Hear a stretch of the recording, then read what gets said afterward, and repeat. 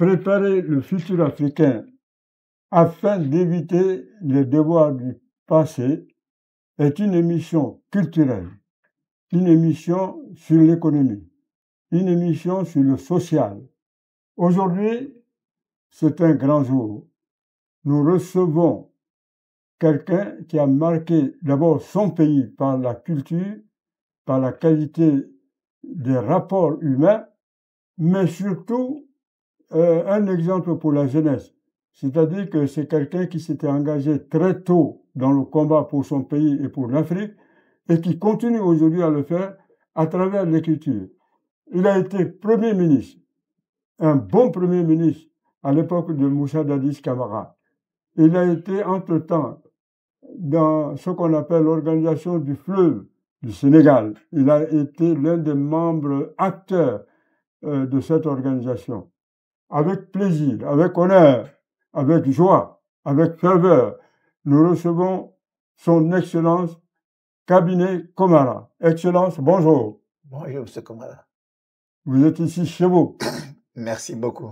Et quand on a un Premier ministre cultivé comme vous êtes, eh bien, nous n'aurons pas de ce qu'on appelle de langue de bois. On vous posera toutes les questions parce que vous avez déjà reçu la presse, la grande presse, dans un grand hôtel parisien où vous avez été très éloquent. Vous avez expliqué le b.a.-ba de ce que vous avez écrit dans ce beau livre, plaidoyer évidemment pour la biodiversité, en Guinée-Conakry, mais pas seulement en Guinée-Conakry, aussi en Afrique. Donc, Excellence, je suis heureux non seulement de vous poser la première question. Le monde va mal au point de vue catastrophe humanitaire. Et vous-même, vous voyez que l'eau sort de son lit et que parfois il y a des villes entières qui sont englouties. Et vous avez eu la gentillesse, l'intelligence d'écrire justement ce plaidoyer. Alors, qu'est-ce qui vous a conduit à écrire un si beau livre au bon moment? Écoutez, M. Kamara, je suis extrêmement heureux de me retrouver dans ce média de référence africaine et aussi d'être confronté à un sujet d'actualité, comme vous venez de le dire. En fait, votre question comprend deux éléments. Il y a la partie de l'eau et la partie de la biodiversité. L'eau elle-même est un élément de biodiversité. J'avais écrit un premier livre il y a 4 ans qui avait pour titre « L'eau, enjeu vital des relations internationales ». Est-ce que les eaux transfrontalières sont une bombe à retardement ou un vecteur de paix et de coopération? Et en cela, je m'étais inspiré de l'exemple de la gestion du bassin du fleuve Sénégal. Alors, pour ceux qui ne connaissent pas le fleuve Sénégal, c'est un fleuve qui naît en Guinée. Et la Guinée, c'est ce pays extraordinaire qui est le château d'eau de l'Afrique de l'Ouest. Il y a en Guinée, tenez, 1200 cours d'eau sur 245 000 km². Et c'est de la Guinée que coule la plupart des cours d'eau qui vont dans tous les pays voisins. Toute l'eau qui vient de la Mauritanie, qui arrive en Guinée, vient de la Guinée. Toute l'eau qui part au Mali vient de la Guinée. L'eau qui va en Guinée-Bissau, en Sierra Leone, au Libéria, tout ça vient de la Guinée. Une partie de l'ouest de la Guinée, de la Mauritanie, de la Côte d'Ivoire, l'eau vient de la Guinée, à partir de ce massif du Fouta-Jalon. Et donc, je me suis dit, l'eau est en train de se raréfier et on la gaspille. Non pas mais on la détruit, on la dénature, elle se pollue. Et c'est devenu plus inquiétant pour les fleuves qui quittent d'un pays à l'autre. Pourquoi? Parce que quand un fleuve coule d'un pays à l'autre, chacun a besoin d'une quantité de l'eau pour ses besoins, l'agriculture, l'irrigation, l'hydroélectricité, tout ça. S'il n'y a pas de coopération entre les pays, ceux qui sont situés en amont ont tendance à retenir une partie de l'eau et priver ceux qui sont en aval. Et naturellement, ça ne peut pas aller, ça crée des conflits. Et c'est vrai que ce livre a été écrit à l'époque. C'était une référence en hydrodiplomatie. Ça m'a permis vraiment de parcourir le monde et de vendre ce modèle vertueux que est la gestion du bassin du fleuve Sénégal, qui est caractérisé par 2 traits qui sont uniques au monde.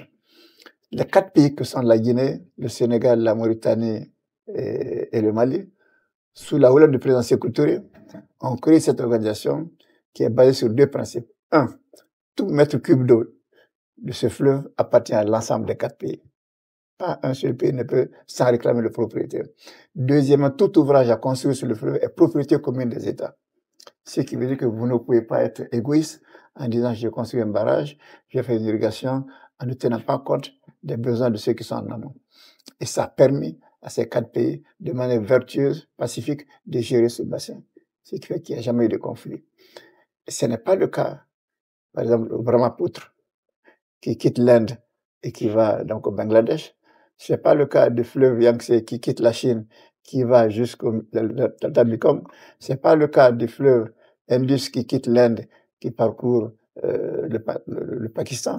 Ce n'est pas le cas du fleuve Colorado qui quitte le nord des États-Unis et qui termine au Mexique. Il y a beaucoup de fleuves dans le monde qui ne sont pas gérés comme ça. C'est la loi du plus fort qui agit. Et ceux qui sont en aval, eh bien, ils ont leurs yeux pour pleurer s'ils ne sont pas en accord avec les autres. Alors, ce livre a été primé. Il a été traduit dans plusieurs langues. Et dans la foulée de ceci, je me suis dit, mais quand j'ai parcouru les 4 pays que j'ai gérés pendant 4 ans, donc à la tête de ce qu'on appelle l'OMVS, je me suis rendu compte que la biodiversité était en danger. Que les fleuves se mouraient, on coupait les arbres partout, l'exploitation minière était devenue un fléau, l'agriculture, au lieu d'être vertueuse, utilisait des insecticides, des pesticides, des engrais absolument dans des quantités qui étaient loin d'être des facteurs de productivité, mais des facteurs d'appauvrissement du sol. Le long des côtes, la mangrove était détruite, et la surpêche est en train d'affamer les populations, et la faune sauvage était en train d'être détruite, les abeilles étaient en train d'être décimées, tout un ensemble de richesses sur lesquelles nous vivons était en train de disparaître à très grande vitesse. Et je me suis dit, mais que faut-il faire? Au début, c'est amusant, j'y ai réfléchi, j'ai une fille, ma fille aînée, qui est une grande banquière, elle est aux États-Unis. Elle était en train de travailler sur un indice pour encourager les pays, les investisseurs, à investir dans les pays où il y a l'eau, il y a la biodiversité. Elle était en train de travailler sur un indice. Elle m'a dit, papa, pourquoi n'allons pas travailler sur cet indice et faire un livre en commun? J'ai dit, pourquoi pas? Et puis, patatras, une année après, j'étais à Ouagadougou. J'étais allé donc pour superviser l'élection présidentielle du Burkina. Si c'était bien passé.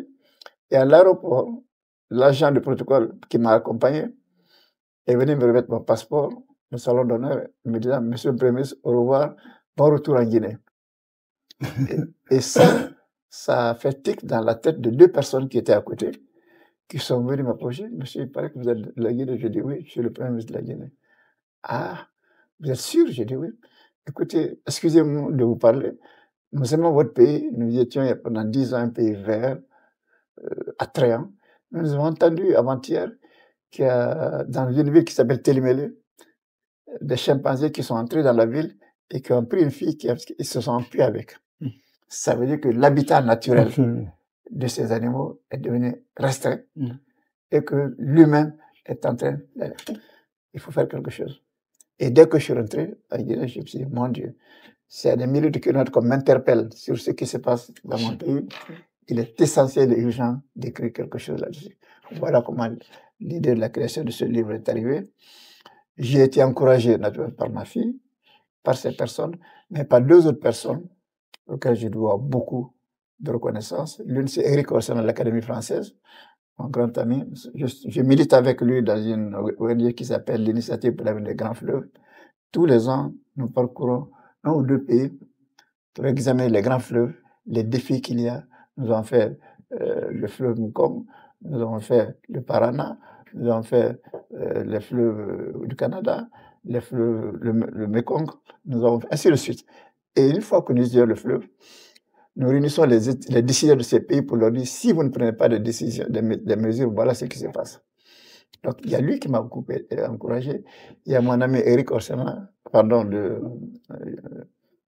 Rémi Rioux, le patron de l'Agence française de développement, que j'ai connu il y a maintenant 15 ans, à Dakar.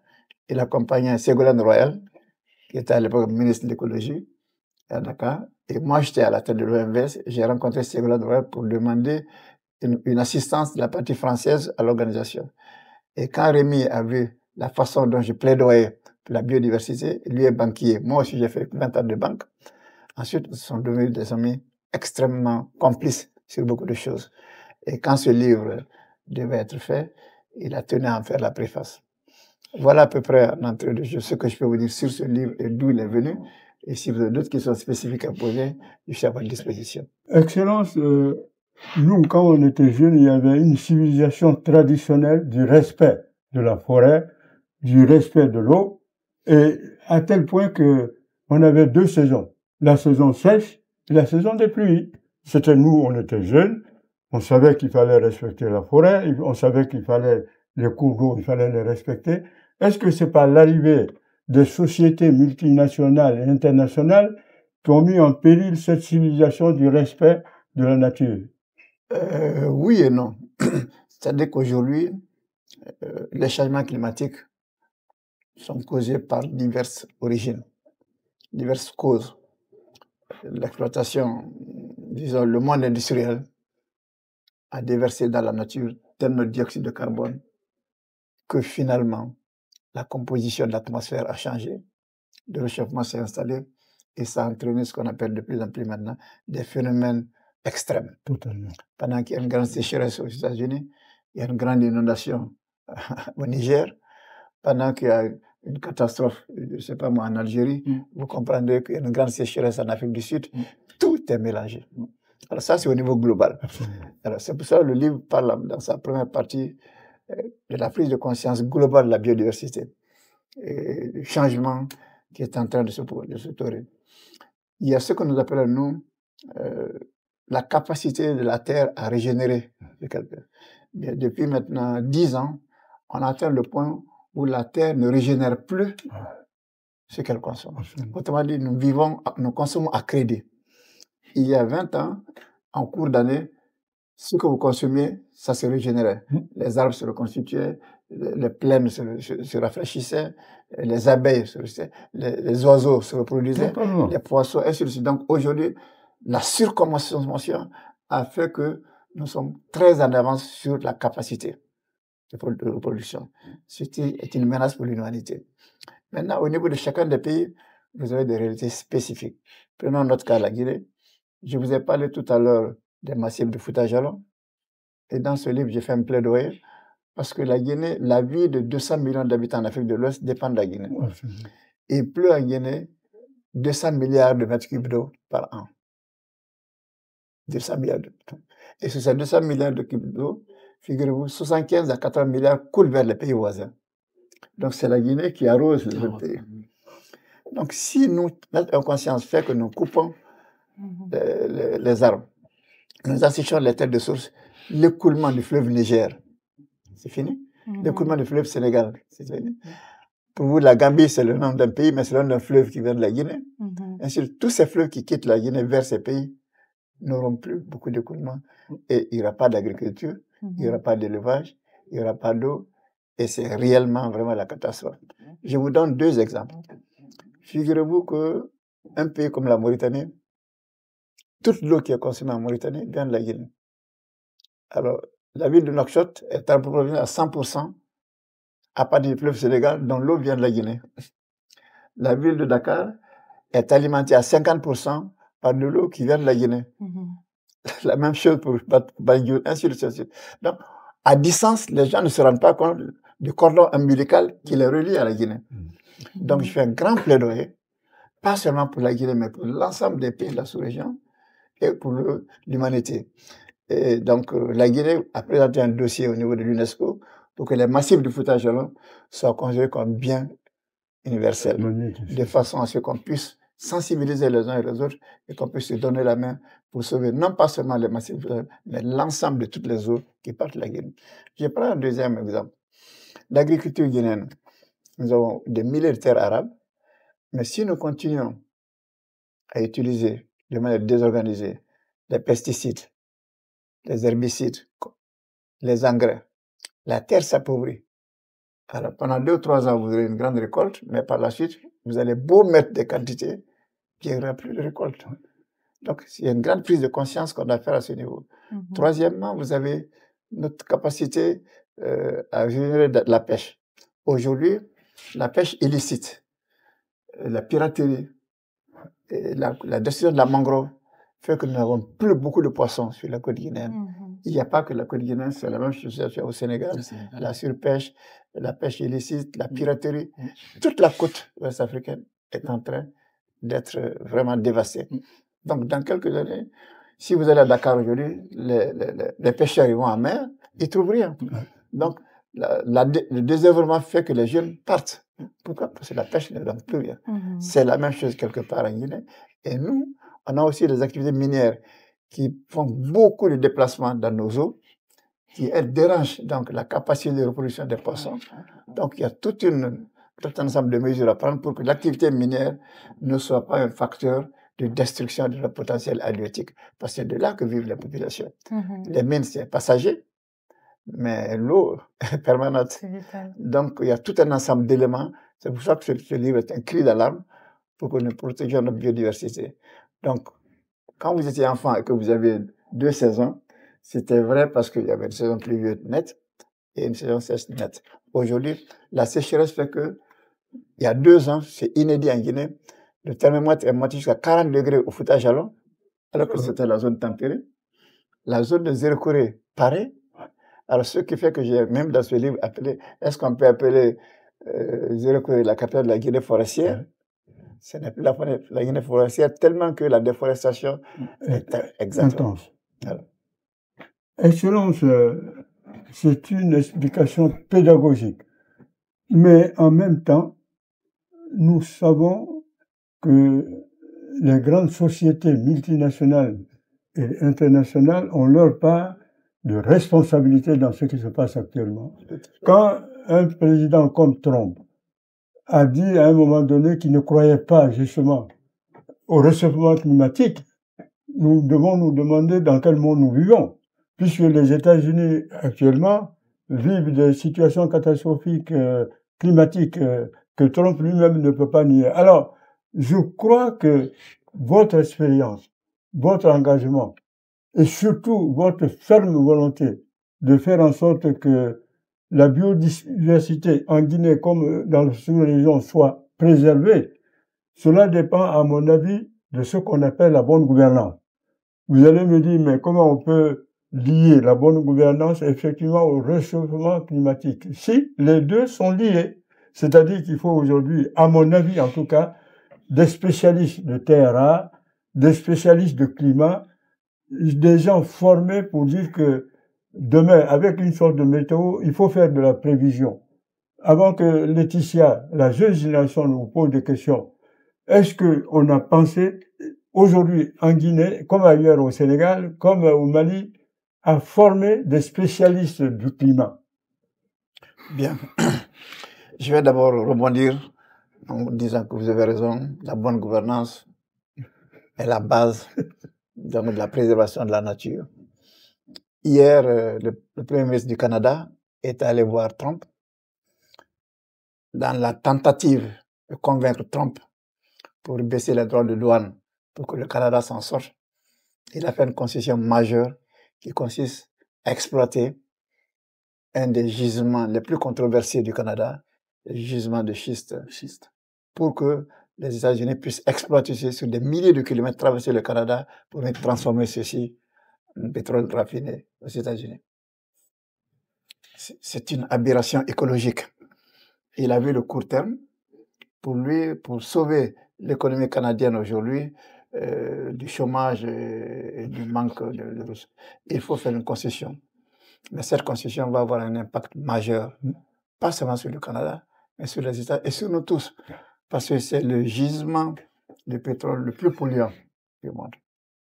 Alors, ce qui se passera là aura des incidences sur nous tous. C'est très important. À l'échelle de la Guinée et de tous les pays africains, qui sont des grands pays miniers, jusque-là, on avait été très inconscient ou insouciant sur l'application des lois concernant la protection de l'environnement. On a édité des codes de l'environnement, mais on n'avait pas mis en place des services qui, de manière structurée, obligatoire, ferme et continuelle, imposaient l'application de la législation. Alors, ce qui fait que si vous visitez le nord de la Guinée, les sociétés de bauxite ont détruit beaucoup de choses.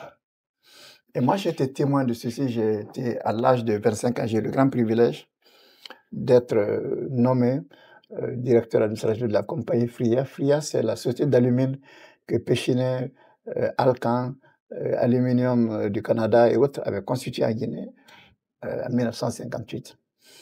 Et pendant 10 ans, ils exploitaient l'alumine, ils rejetaient la boue rouge dans le fleuve Concouré. Alors, la boue rouge, c'est cet élément acide qui détruisait tout. Et quand notre génération est arrivée, on a protesté.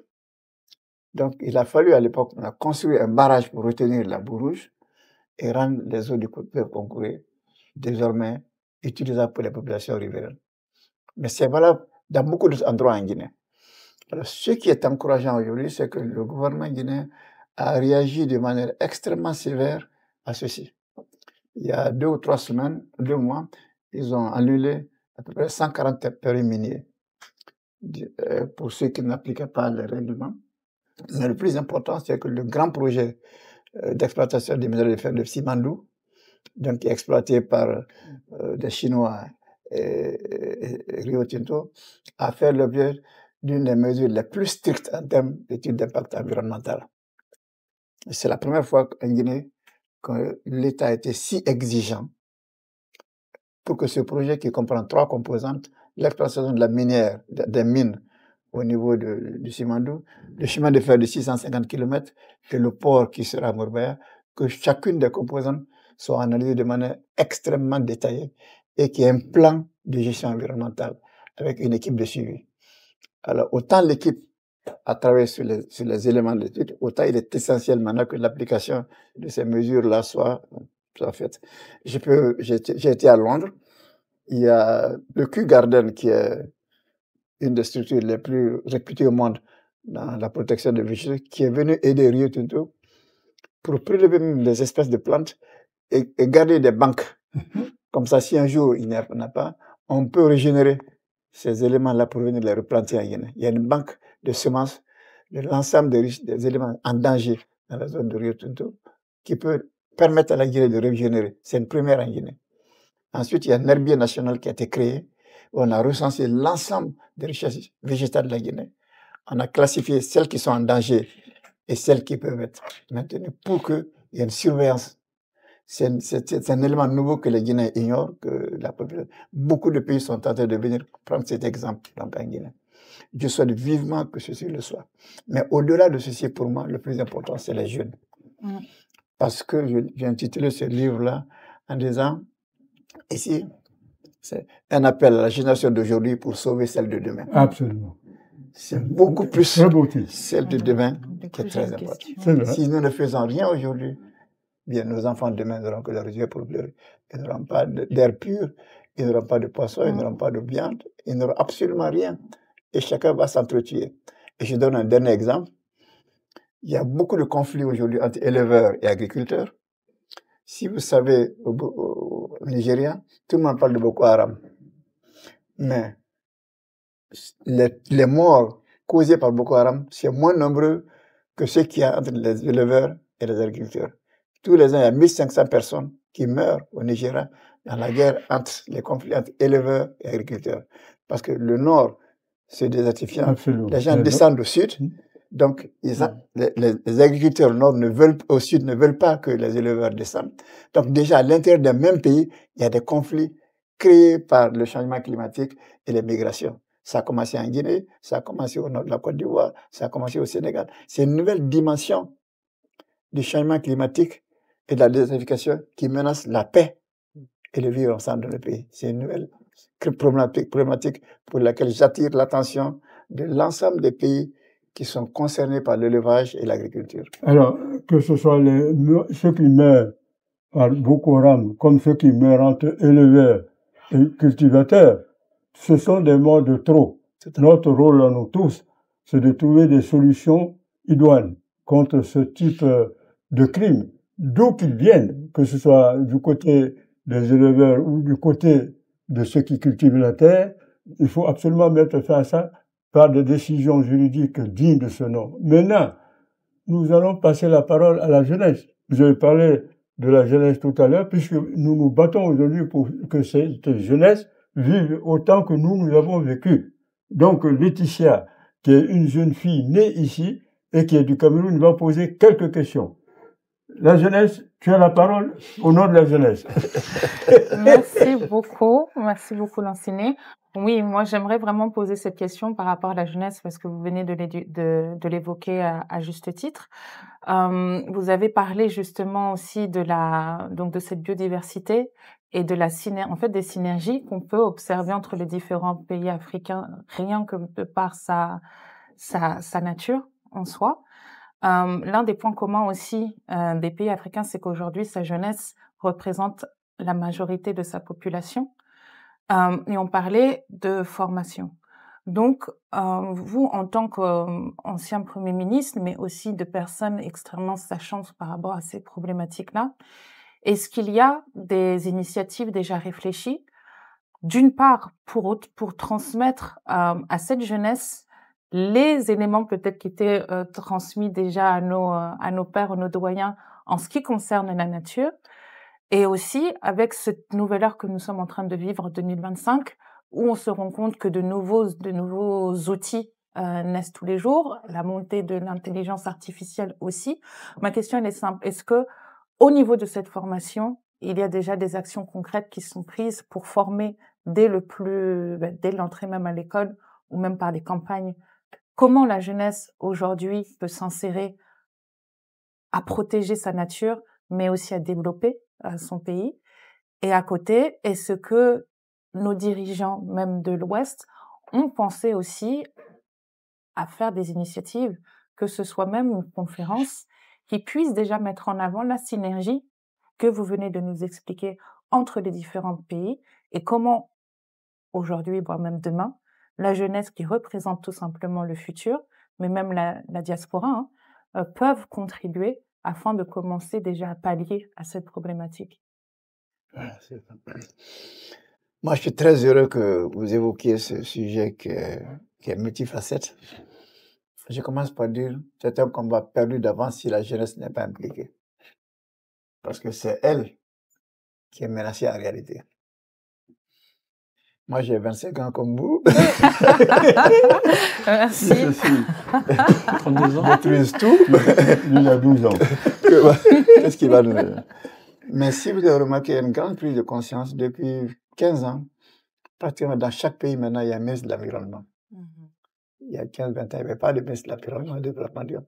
Chaque gouvernement africain, maintenant, a un ministère de l'Environnement et du développement durable. C'est déjà un grand changement de paradigme. Très important. Absolument. Deuxièmement, vous avez le ministère de la Jeunesse et de la citoyenneté dans beaucoup de pays. La citoyenneté, ce n'est pas seulement payer ses impôts.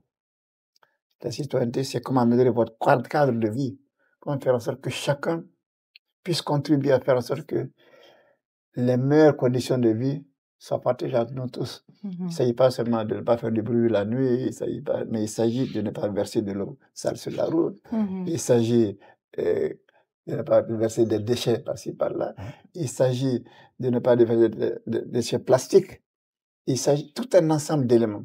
Je peux vous dire aujourd'hui qu'il y a des jeunes dans beaucoup de pays qui ont commencé à créer des petites sociétés de ramassage d'ordures, de transformation des déchets, que ce soit le plastique, que ce soit beaucoup d'autres éléments, de fabrication de compost, pour que ceci soit transformé en engrais biologiques plutôt que les engrais chimiques dont je vous ai parlé tout à l'heure.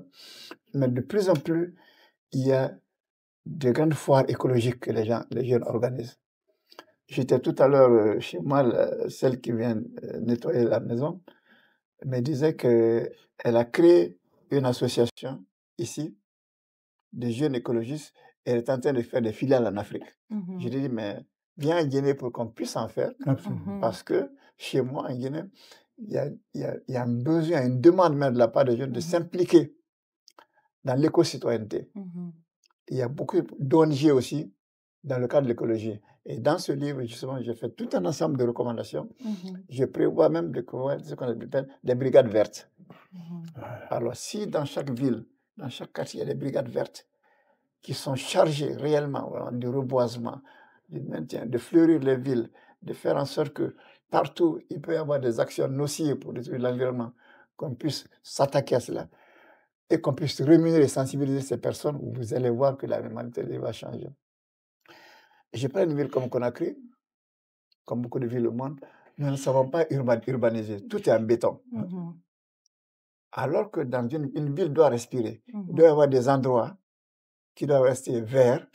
Quand il pleut, l'eau s'infiltre là et nourrit les nappes souterraines. Et ce sont ces nappes souterraines qui permettent d'alimenter les puits que nous avons dans le village qui arrosent. Donc, si nous bétonnons toute la ville, toute l'eau s'écoule, va en mer. Il fait très très chaud à la moindre température, l'eau tout se reflète. Donc, il y a une conception même urbanistique que les jeunes sont en train de s'approprier pour que les villes deviennent de plus en plus des villes accueillantes. Dans beaucoup de pays, vous êtes obligés de faire en sorte qu'au moins 20% de la superficie de la ville soit des parcs. Et dans ce livre, j'ai préconisé qu'il y ait une entente entre les ministères de l'urbanisme, les ministères de l'infrastructure et de l'écologie, pour que chacun ne travaille pas à vase clos. J'ai vu des endroits, certains pays où pendant que le ministère prévoyait de faire là un centre de rétention d'eau et de prison, le ministère de l'urbanisme voulait faire passer une route et ça détruisait tout. Alors, il faut qu'il y ait une synergie.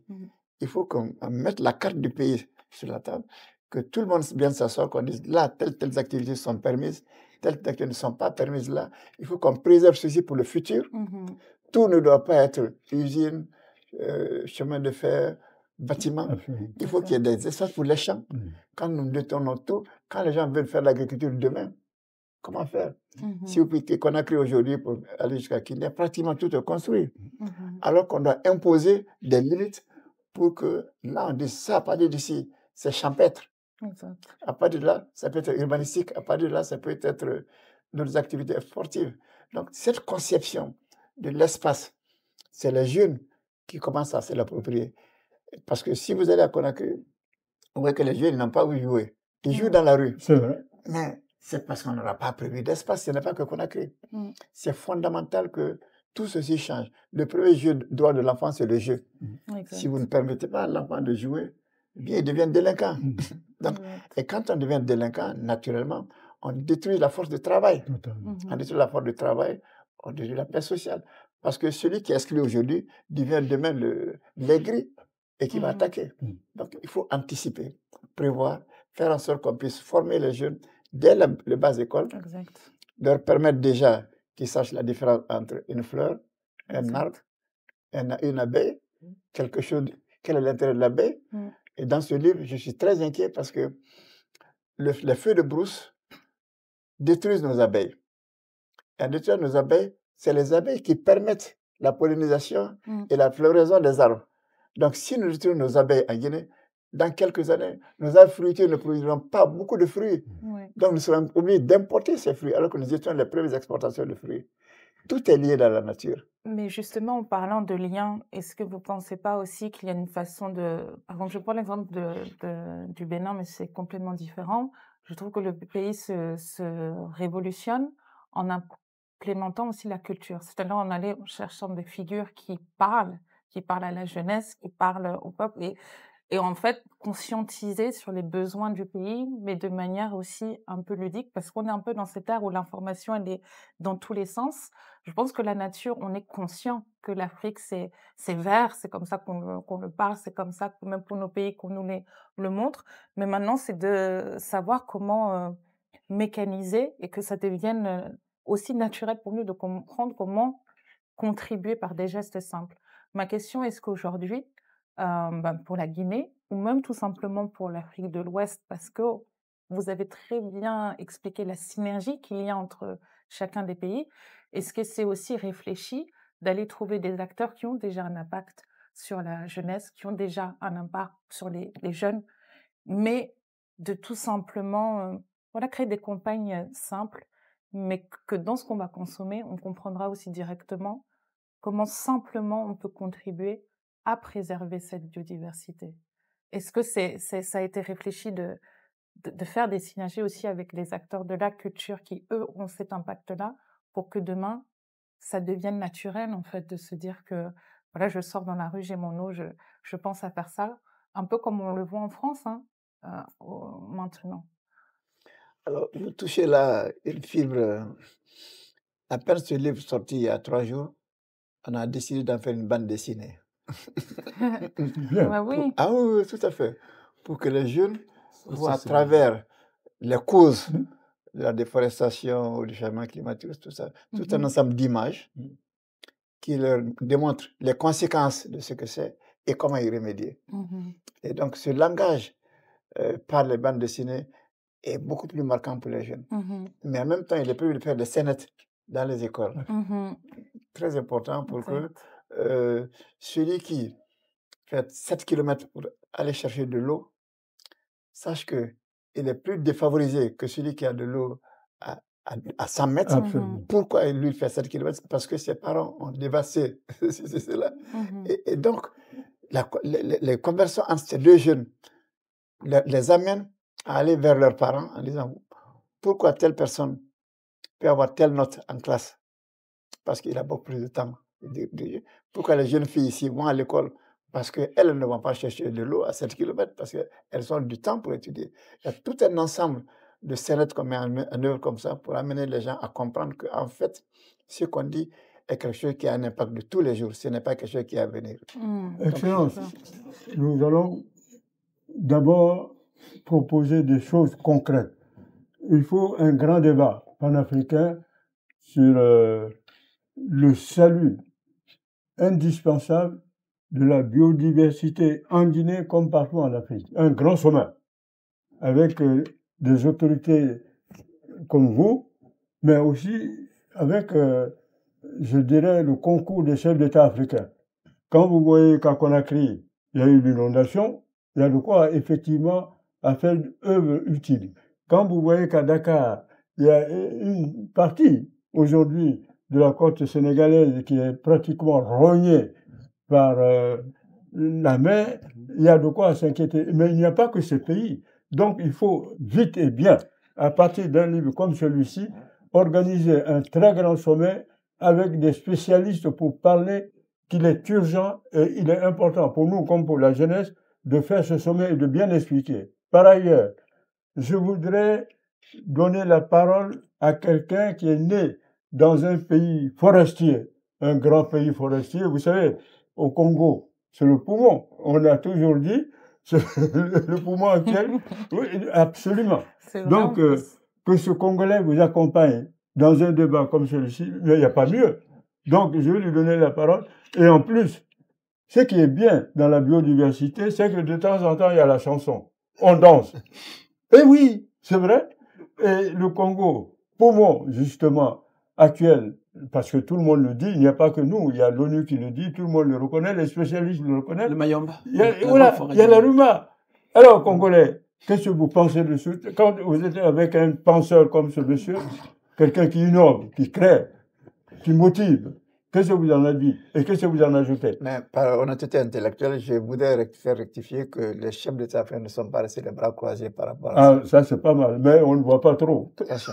Par exemple, il y a 2 ans, en Côte d'Ivoire, il y a eu le sommet mondial sur la sécheresse. C'était une grande prise de conscience pour que les chefs d'État décident de comprendre que la sécheresse augmente, évolue et qu'il y a des mesures à prendre. Et depuis hier se tient à Dubaï le sommet mondial sur la protection de la nature. Aujourd'hui, on va publier la liste des espèces en danger. Tous les chefs d'État du monde seront là pour savoir ce qui risque de disparaître comme espèce animale, végétale dans leur pays et prendre des mesures. Et chacun a des retombées chez eux. Dans ce livre-là également, j'ai fait la liste de tout ce qui est comme espèce en danger en Guinée, aussi bien en termes de végétaux qu'en termes d'animaux. Donc, dans chacun des pays, il y a ceci, et au niveau africain, il y a les ministres de l'environnement qui se réunissent désormais. Et il y a les sommets mondiaux auxquels l'Afrique participe. Très bien. Alors, merci. D'abord, merci beaucoup, Monsieur Camara, pour me donner la parole sur un sujet important. Je tenais d'abord à remercier Son Excellence, Monsieur Kabiné, pour ce livre. Oui, Komara. Komara, pour il faut bien préciser. Oui. Non, c'était un très très bon livre. Et moi, j'ai écouté vraiment avec assiduité tout ce qui a été dit. Et je suis rentré dans des interrogations, puisque j'ai écrit un livre sur le Mayombe, puisque c'est le Yoro le pêcheur. C'est sur la tragédie du chemin de fer Congo-Océan, où on a effectivement dévasté le Mayombe pour pouvoir faire passer le chemin de fer. Et c'était des arbres qui avaient plus de 100 ans qui ont été abattus pour justement, pour des raisons économiques. C'est pour satisfaire les besoins d'un capitalisme gourmand, broyeur, effectivement, de la vie humaine. Et ça, c'est intéressant de noter qu'aujourd'hui, en fait, M. Kabinet nous fait ce livre qui nous alerte. Et j'ai l'impression que notre génération, cette génération aujourd'hui, quand on écoute, est malheureusement encore une génération qui alerte. Mm. Je suis frappé par, je dirais, l'arbre qui accouche de la forêt à chaque fois qu'il y a des chefs d'État qui se retrouvent et qui parlent de l'environnement et qu'on voit que les résultats sont très maigres par rapport à l'argent même qui est investi pour constituer ces réunions. Ça, c'est dommage. Ça, c'est un premier point. Et la problématique que je comprends quand je lis ce livre et quand je vois la zone qui est adressée aujourd'hui, c'est la zone de l'Afrique de l'Ouest, c'est la Guinée qui est le poumon, qui irrigue un peu cette zone de l'Afrique de l'Ouest. Je me dis, mais comment, et c'est une question que je pose à notre auteur, comment on arrive à concilier le développement économique de l'Afrique, le développement démographique de l'Afrique, avec les problématiques de biodiversité, avec ce que nous venons de voir aujourd'hui, comment faire l'agriculture tout en respectant la nature et tout en nourrissant plus de bouches qu'il y en avait il y a 20, 30, 50 ans. Ça, c'est la première question. La deuxième question, quid de la compétitivité économique des pays africains qui aujourd'hui s'adressent ou adressent la problématique de la biodiversité telle que vous venez de le voir. Est-ce que nous sommes capables ou nous allons faire de la biodiversité et continuer à importer les produits de première nécessité, ou alors il y a un chemin que M. Kabinet va peut-être nous tracer qui va permettre aux Africains, tout en étant vertueux, ils vont pouvoir continuer à vivre économiquement bien. Et j'ajoute que quand le Premier ministre parle de l'eau, qui peut déclencher des guerres, qu'il y a entre l'Égypte et vous avez vu l'Éthiopie, toute une histoire de machin d'eau. Il est au courant de tout ça. Donc, ça, vous avez bien fait de poser la question. Il faut absolument trouver des solutions. Il ne faut pas que l'Égypte et l'Éthiopie s'affrontent uniquement pour une question d'eau, alors que le panafricanisme de l'eau doit être le socle même de l'amitié et le socle de ce que nous appelons l'unité de ces régions. Monsieur Kabinet, Monsieur Kabinet, vous allez répondre à tout ça. Comment éviter que l'Égypte... Ah oui, Monsieur Kabinet, il y a des feux des deux côtés. Vous êtes une voix autorisée. Nous ne voulons pas de guerre de l'eau. Nous ne voulons pas que les Africains, une fois de plus, alors qu'on a beaucoup de misère comme ça, qu'on commence encore à s'entretuer. D'accord. Alors, comment régler tout ça, Monsieur Kabinet? Bien, je vais commencer d'abord par comment faire en sorte que l'agriculture puisse nous nourrir avec une population qui grandit, et tout en respectant la biodiversité. Vous savez, il faut éviter d'abord de croire qu'on peut tout faire. Il y a ce qu'on appelle la sécurité alimentaire, il y a ce qu'on appelle la souveraineté alimentaire, ou l'autosuffisance alimentaire. Vous ne pouvez pas être autosuffisant en tout. Vous devez faire la situation de vos possibilités. Qu'est-ce que vos terres permettent de cultiver en bonne qualité, en bonne quantité et à un prix abordable. Si votre voisin peut faire autre chose qui peut vous servir, vous échangez. Vous produisez ce que vous produisez en bonne qualité et à bon prix et vous le laissez changer, faire l'autre chose. Et c'est dans cela que le commerce intra-africain qu'on cherche à développer est extrêmement important pour que les pays africains échangent entre eux. La ZLECAf, la zone de libre économique africaine, est très importante dans ce titre. On va réduire les barrières, faire en sorte que les pays africains échangent entre eux. Et deuxièmement, la Banque africaine pour laquelle je travaille a mis en place un système de paiement. Vous n'êtes pas obligé de passer par les devises. Vous pouvez me vendre en CEDI, moi je vous vends en francs guinéens et les banques font la compensation. Ça permet d'éviter. Donc, il y a de nouvelles initiatives. Troisièmement, le plus important pour l'agriculture, c'est la productivité. Donc, la recherche agronomique est en train de développer. Il faut vulgariser. Si la Côte d'Ivoire a mis au point des variétés de riz qui permet de faire 6 tonnes à l'hectare, et qu'au Sénégal on ne le connaît pas, il faut qu'on puisse échanger pour que chacun puisse, comme ça, c'est avec un petit lopin de terre, vous n'êtes plus obligé de défricher chaque année 2 fois plus. La même superficie permet de multiplier la superficie, la productivité. Et comme ça, vous arrivez progressivement à élever votre capacité de production et à satisfaire la population avec les échanges.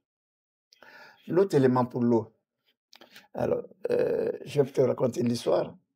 Tout à l'heure, vous savez que l'Angleterre, c'est elle qui avait colonisé donc l'Égypte, le Soudan et tout le reste.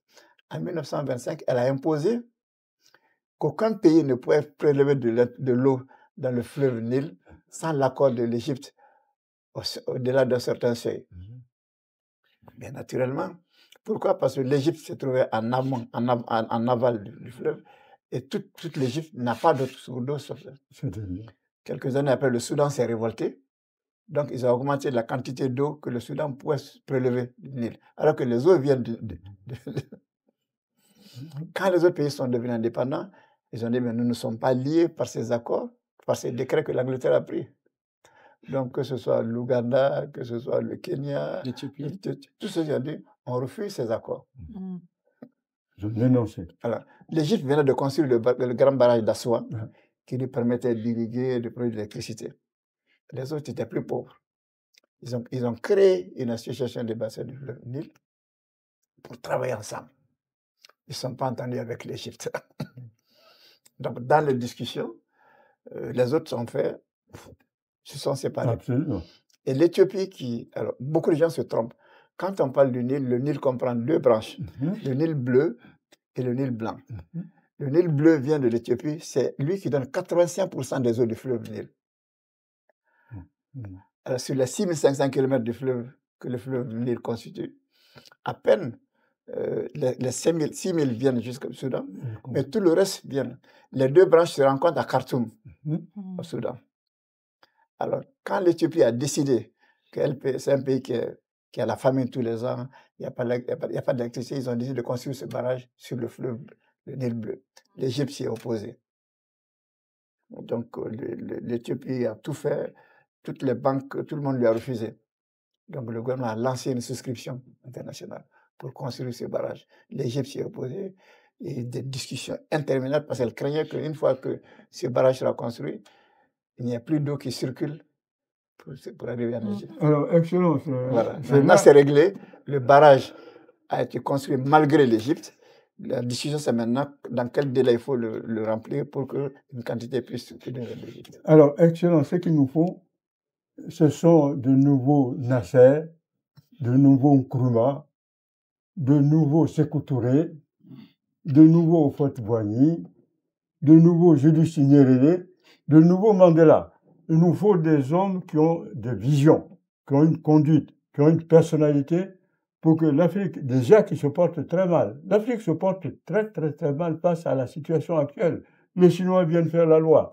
Les Russes vont faire la loi. J'ai même, ça m'a beaucoup fait rire, ceux qui veulent faire remplacer la France-Afrique, soit par la Russie-Afrique, soit par la Chine-Afrique.